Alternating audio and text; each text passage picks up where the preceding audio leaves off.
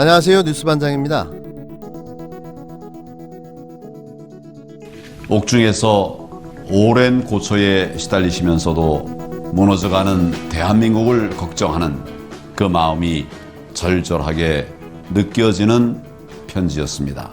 기존 거대 야당을 중심으로 문재인 정권을 심판하고 반드시 이번 총선에서 승리함으로써 이 무능 정권의 복종을 멈추게 해야 한다는 말씀이었습니다. 이 나라, 이 국민을 지켜달라고 하는 박 전 대통령님의 애국심이 우리의 가슴을 깊이 울립니다. 최악의 정치 재개 선언입니다. 국정농단을 반성하기는커녕 다시 국민을 분열시키는 정치 선동에 전직 대통령이 나선 일은 참으로 안타까운 일입니다. 황교안 대표는 박 전 대통령의 애국심이 우리의 가슴을 울린다며 총선 승리로 부응하겠다고 밝혔습니다. 참으로 유감스럽고 또 유감스러운 이야기입니다. 미래통합당이 명실상부하게 다시 도로 새누리당이 되었다는 것을 알리는 정치 선언으로 규정합니다. 우리 국민 가운데 다시 박근혜 정권 시절로 되돌아가자는 주장에 동의할 사람은 극히 일부에 불과할 것입니다. 황교안 미래통합당 대표의 가슴을 깊게 울렸다는 박근혜 전 대통령의 옥중 서신. 저는 가슴이 하나도 울리지 않았고 몹시 불쾌하기까지 했는데요. 감옥에서 반성하고 참회할 것이지 이제는 편지로 선거 개입까지 하는 겁니까? 아직도 세상이 어떻게 돌아가는지 잘 모르나 봅니다. 황 대표는 또 정권 심판이라는 대의 앞에 결코 분열해서는 안 된다는 메시지라며 문재인 정권 심판을 강하게 주장했는데요. 미래통합당의 공천을 받아 출마하는 모든 후보들이 한결같이 외치는 말이죠. 문재인 정권을 심판하겠다. 하지만 이분들은 자신들이 무슨 말을 하는지 알고나 외치는 걸까요? 보수 매체들의 인터뷰를 통해 소개되는 미래통합당 공천 후보자들은 한결같이 문재인 정권을 심판해야 한다고 주장합니다. 도대체 뭘 잘못했길래 무엇을 심판하겠냐고 구체적으로 질문을 하면 두루뭉실하게 싸잡아 심판하겠다고 외치고 허둥지둥 말을 마무리하는데요. 다시 한번 묻고 싶습니다. 도대체 문재인 정권에 무엇을 심판하겠다는 겁니까? 역대에 이런 정부가 있었습니까? 이명박근혜 9년을 기억한다면 심판이라는 말이 나올 수가 있습니까? 그냥 솔직하게 이야기하세요. 국회의원 해먹고 싶다고. 마치 구국의 역사적 사명을 띠고 시대가 불러 독립운동을 하는 마음으로 정부의 폭정과 실정에 맞서 출마하는 것처럼 코스프레 하지 마시고 솔직하게 말하시면 됩니다. 되도 안 되는 소리는 씨알도 안 먹히죠. 정작 심판을 해야 될 대상은 바로 미래통합당 극우 세력들인데요. 사실 없어져야 할 정당이 이름만 바꿔가며 식물인간처럼 호흡기를 달고 숨쉬고 있는 거죠. 이제는 진짜 그 호흡기를 떼어내야 합니다. 저러고도 또 뽑아달라고 나오는 걸 보면 이미 인간임을 포기한 거죠. 각설하고 제발 말이 되는 소리를 좀 하십시오. 더불어민주당이 4.15 총선에서 미래한국당의 비례대표 의석 싹쓸이를 막는 것을 골자로 한 선거연합정당 참여를 위한 세부안 마련에 들어갔습니다. 마침내 기다리던 결정이 나왔는데요.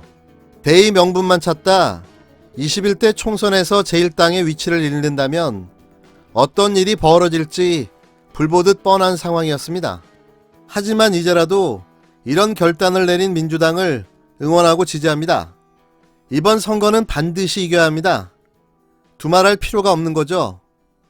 이기는 게 적폐청산이고 승리하는 게 문재인 정부에 힘을 실어주는 일입니다.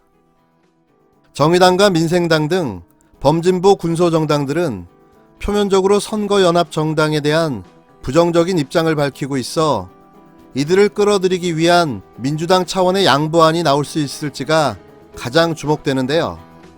5일 한 매체의 취재를 종합하면 민주당 지도부는 현재 이해찬 대표의 지시로 선거연합정당 참여 여부 및 참여 방식과 관련한 세부안을 마련하고 있습니다.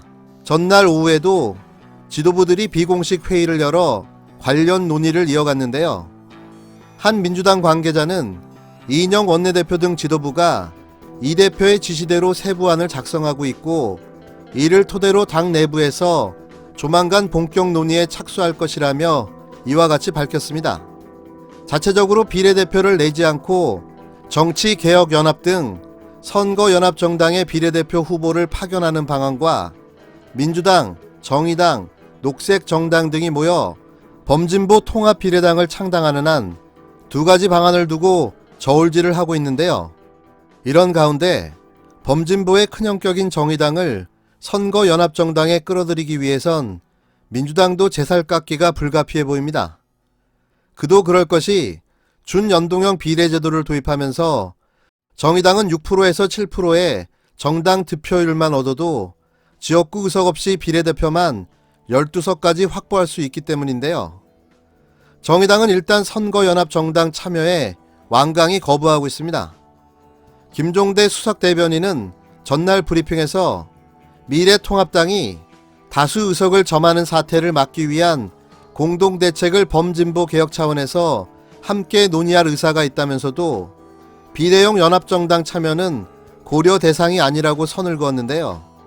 꼼수 정당, 가짜 정당에 맞서 싸워야 된다라고 얘기를 했는데 예. 그들이 꼼수를 쓰니까 우리는 묘수를 쓰자 이렇게 얘기를 한다 한들 이것을 지켜보는 많은 국민들이 결국 비례용 위성정당 만드는 미래통합당이나 진보와 민주를 표방해왔던 너희들이나 다 똑같은 놈들 아니냐.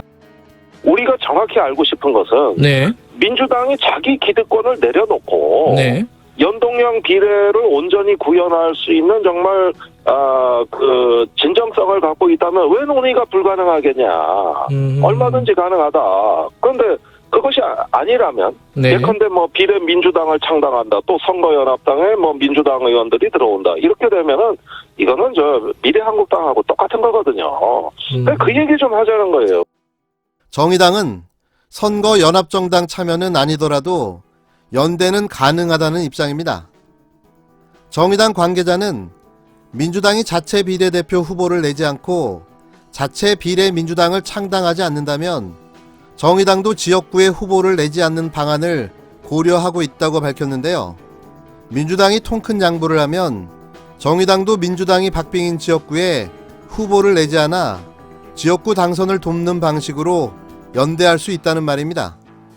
박빙 지역 외에도 정의당 현역 의원들이 출마하는 청주 상당, 안양 동안을, 인천 연수을은 물론 윤수아 원내대표의 전남 목포, 심상정 대표의 경기 고양갑 등의 양보 가능성 또한 제기되고 있는데요.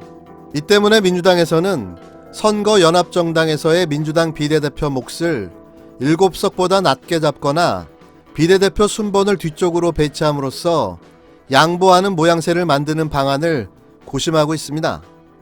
그러나 전날인 4일 박근혜 전 대통령이 보수 야권 대통합을 촉구함에 따라 범진보 통합연대 또한 강화해야 한다는 목소리 또한 높아지고 있는데요. 선거연합정당의 성사 가능성 또한 배제할 수 없는 상황인 겁니다. 박 전 대통령은 대변인격인 유영하 변호사를 통해 기존 거대 야당 중심으로 태극기를 들었던 모두가 하나로 힘을 합쳐주실 것을 호소드린다며 범보수 통합을 촉구했는데요. 이에 범진보 내에서는 자칫 보수가 총집결할 경우 보수 진영이 이번 총선에서 과반 이상의 의석을 차지할 수 있다며 어떻게든 맞대응을 해야 한다는 주장이 제기되고 있습니다. 그러려면 우선 민주당이 선거연합정당에 어떤 방식으로 참여할 것인지를 빨리 결론을 내야 정의당도 입장을 정리할 수 있는 걸로 보여지는데요. 이제 딱 일주일 정도 남았습니다. 정말 시간이 없습니다. 무엇이 중요한지를 판단하고 승리를 위한 대승적 양보로 꼭 선거연합 정당이 창당되기를 빌어봅니다. 어제 전해져 온 박근혜 전 대통령의 서신은 자유민주 세력의 필승을 염원하는 모든 국민들에게 반가운 선물이었습니다. 정권 심판이라고 하는 대의 앞에서 결코 분열해서는 안 된다는 메시지는 다시 한번 통합의 중요성을 상기시켜 줍니다.